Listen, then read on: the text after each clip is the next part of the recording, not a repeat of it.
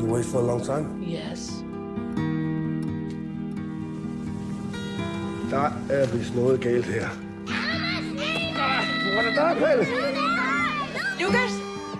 Hej. Kigger du lige ind et øjeblik? Hvad er det for noget? Hvad er det, der er sket? Ja, det kan jeg ikke sige. Måske det bedste, at du tager fri et par dage, ikke? Så kan vi få det her på plads sådan stille og roligt. Hvad har hun nu fundet på, den lille bandit? Vi har desværre anledning til at tro, at der er sket grænseoverskridende adfærd imod. Du skal ikke høre på, hvad de siger mig.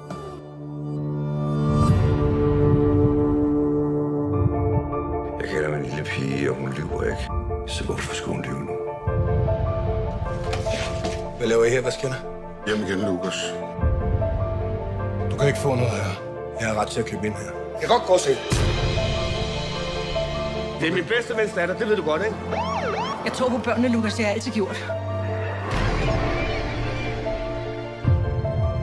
Hvis du rører min lille datter, Sindssygt eller hvad? så får du en kugle lige i panden. You are not the sick person, are you? Men for helvede, du har jo ikke gjort noget. Hvorfor lå du min far? Hvad er det, du forestiller dig, der er sket? Det er dem, der er blevet syge i hovedet.